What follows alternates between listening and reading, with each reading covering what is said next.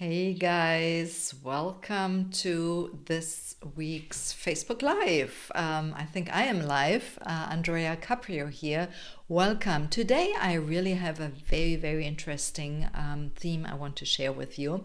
I'm going to talk to you about the importance of proteins for hormone health.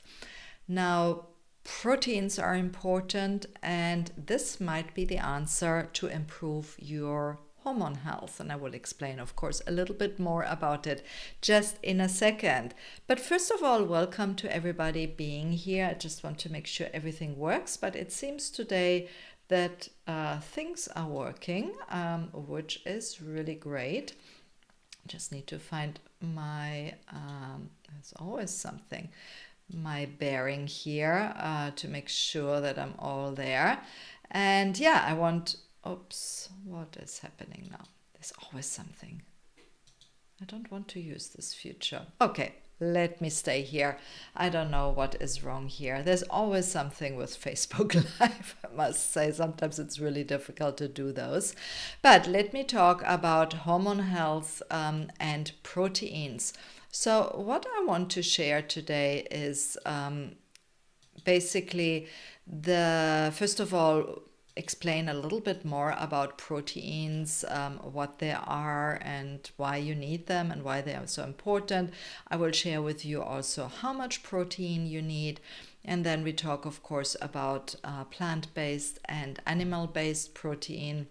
And we will then also, I will share a couple of really great resources that you can use actually to get protein no matter or if you are vegan or vegetarian or if you are a meat eater or fish eater, right? So it's absolutely possible, by the way, to get enough protein if you are a vegetarian and vegan. It's not as easy, I must honestly say. I personally, sometimes I wish it was a little bit easier maybe, but it's definitely possible, and I will share that with you today. Great. So,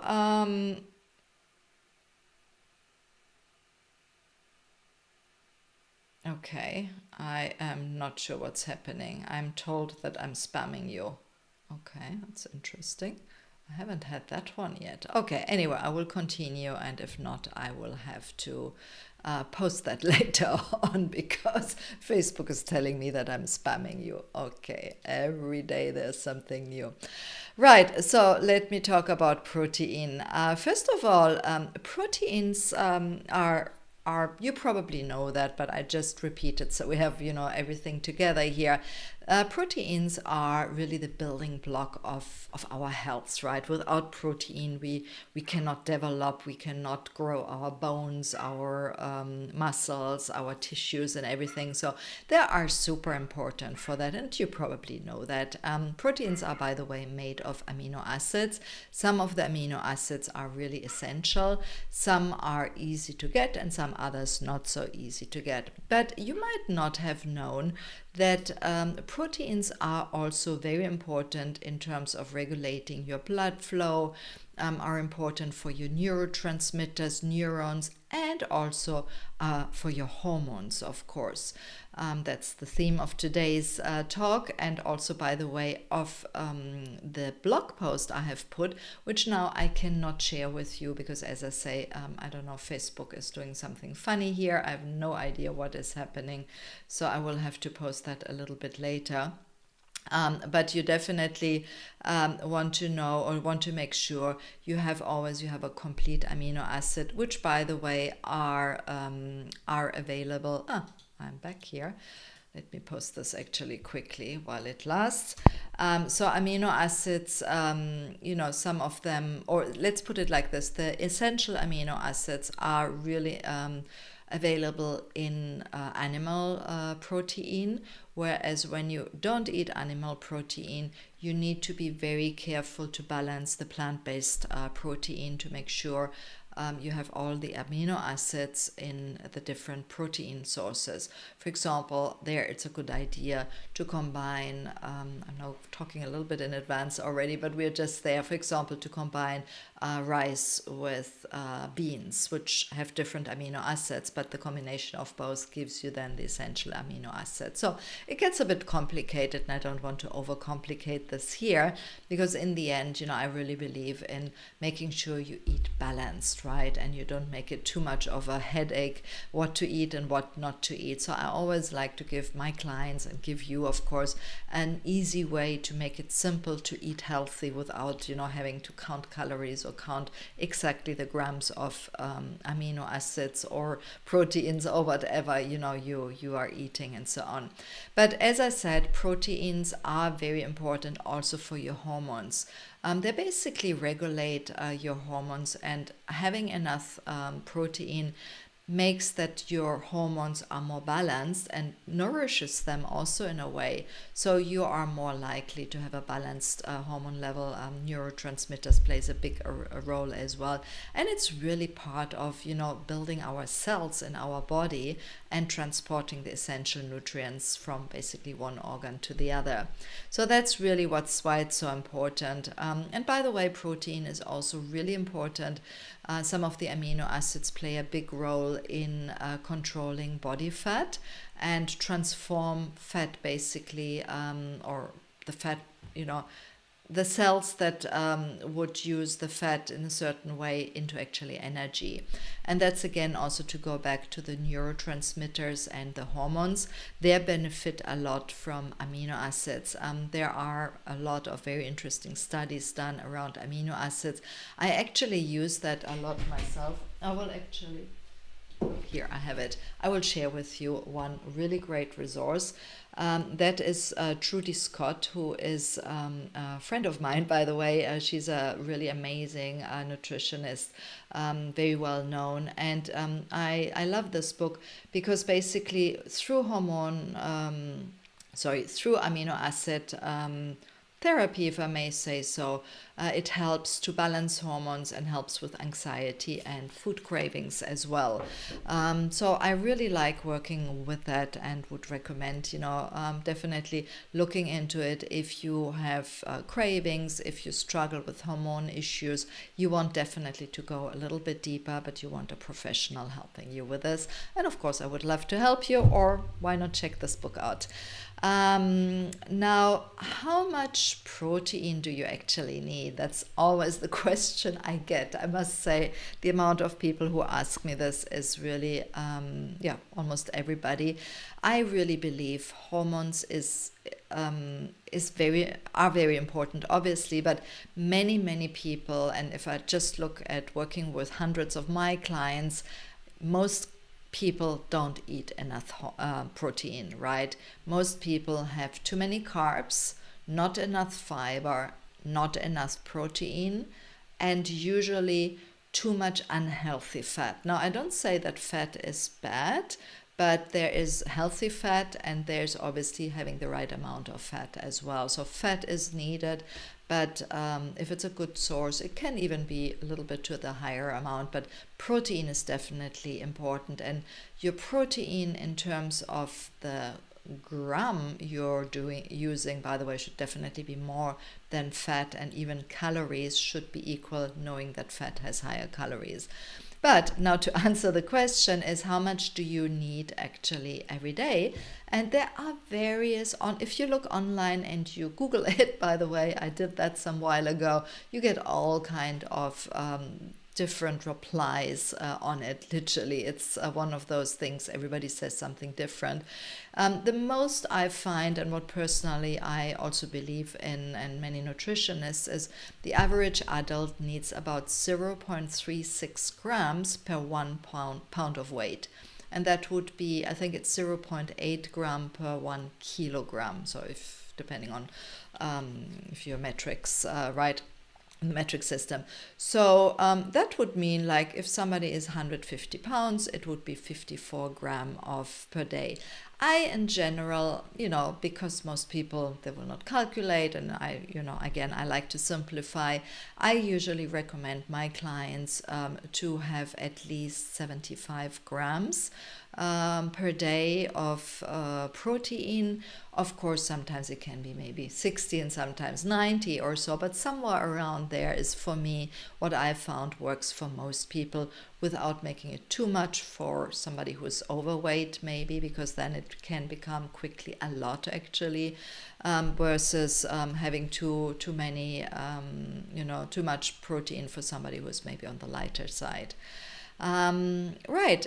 What is really important is, again, always to balance it between, as I mentioned, fiber, carbohydrates, fat, and also protein. Of course, depends always on individual needs. We all are different. So I always say that. And of course, if, by the way, this is an average, what I share here is average. I don't know you. So you should always check with your doctor. Maybe you have certain health issues or so where you should eat more or less protein, of course, and I'm not the right person to tell you that. So always double check with your doctor. But in general, if you are physically, for example, very active, people who work out a lot or are athletes might need, or in general need, more protein than that. Great. Now, also super important is that to know that we should not eat too much protein and not too little. So it's kind of really in the beginning, in the middle, the balance with the other macros, and also the quality of protein really, really plays a big role. And personally, I think that's actually more important, right? Because, if somebody eats only highly processed protein, like, sausages or fast food or processed food, where there's protein in, or a very high amount of animal-based factory farmed protein, like, factory farmed beef or pork or, something like that, might not be a good idea, right? So I, in general, recommend to favor plant-based. I'm not against animal-based. As I mentioned earlier, having only a plant-based diet of protein might be the way to go for some, and absolutely support that, but it's more difficult to make sure to eat enough protein. And for those who are eating meat and fish and so on, I always say make sure you don't eat too much of it, and include also some plant-based options, right? And I will tell you more about all the different options in a while, but these are things like, for example, great sources for plant-based are pulses like beans, lentils, chickpeas, and so on. Right. I would love to know if that has been helpful so far. And maybe if you have any questions, please do type them in the comments. I actually do see them. Amazing. And I will certainly reply to them, even if that's the replay, by the way. Just type them, and of course I will check it from time to time. So check, as I said, make sure good balance, good quality. When I say, for example, good quality of animal-based protein, what I mean by that is having, for example, grass-fed beef or wild-caught fish or cage-free chicken or eggs, organic ideally. And yes, and of course, and plant-based, you ideally want to make sure, of course, they're organic. And just a note on any form of dairy like milk, cheese, yogurts, etc. They are often good sources of protein as well. I personally do not recommend milk anymore, because it's usually, it doesn't come from, it's usually processed, first of all. It's often, plenty of antibiotics. So first of all, if then only organic. And also cheese and yogurt might be good. Yogurt, of course, might be good for your, as it has a lot of probiotics for your gut health. However, I always say caution with dairy, and by the way also with eggs, because a lot of people have intolerances to these. And if you are having a dairy intolerance, You might be careful with it. You might also want to find out, is it actually a casein or lactose intolerance, depending. Certain type of cheeses might be okay. But I often recommend actually to rather look into other sources of protein. And while we are at it, another plant-based protein, which is a little bit kind of questionable, is soy, especially for those who eat mostly plant-based protein and often overconsume soy. Soy is also one of those things that can hugely play with your hormones. Now, we spoke about proteins and hormones. Now, soy can really have a negative effect on your estrogen levels, and with it really bring out of balance a lot of hormones. So you want to be careful with soy, and first of all, only use organic soy, because soy is one of those highly overproduced and often genetically modified substances. So organic, and ideally then if you want to have soy, rather have it fermented, because that has then less of an effect on your hormones. But I would say be careful if you have hormone imbalances. You definitely want to be careful with soy, and maybe leave it out and see if that changes. So dairy, eggs, soy are one of those things that might actually affect your body, and indirectly can affect, or directly actually as well, can actually affect your hormones in a negative way. So just be a little bit careful with this.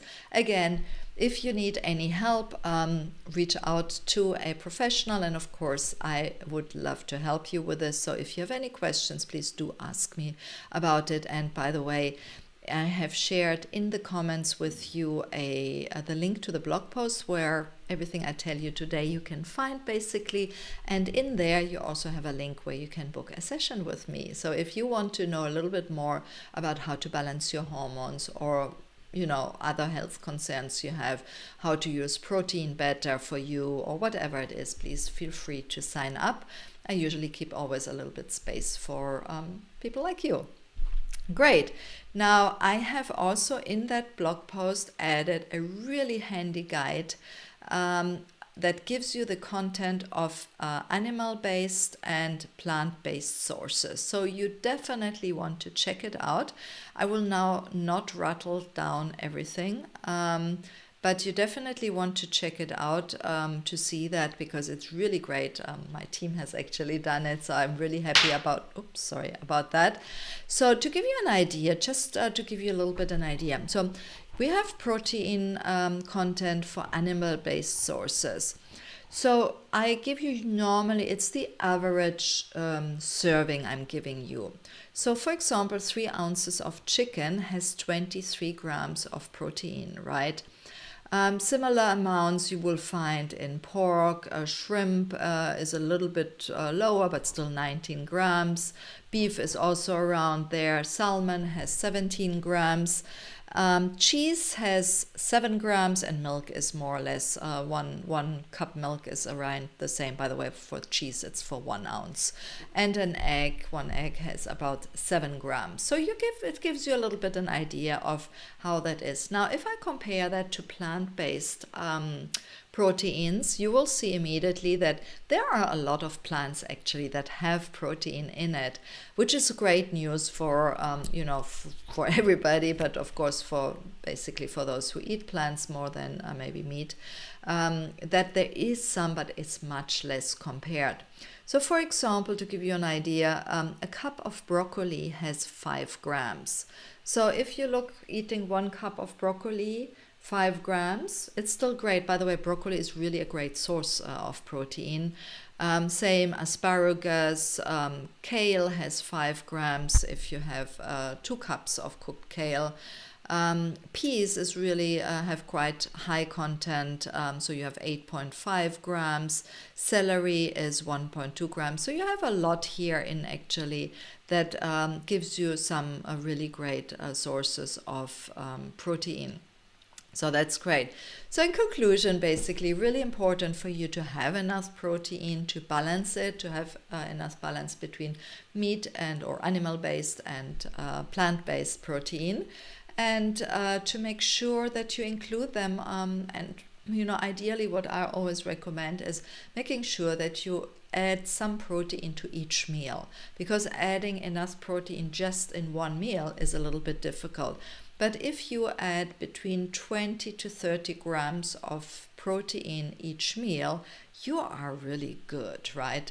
So that is something I would recommend. And now, again, if you are interested in getting help with finding out how to balance your hormones, or how include protein or something else in your meals, into your life, or any other questions around how to lose weight or improve your overall health, or get help with your emotional eating or cravings, please just remember, either reply to me in the comments or check out the blog post. The link is in the comments to get help and book a session with me. I look forward meeting you next week. I will be on next week, same time, and with another some healthy tips that you can implement into your day. And I would love to get any comments here. Give me a thumbs up in the comments, or send me a heart. And of course, any questions, just let me know. And then let me know, how will you make sure to add proteins to your diet? Thank you so much. It's Andrea Caprio, and I see you very soon.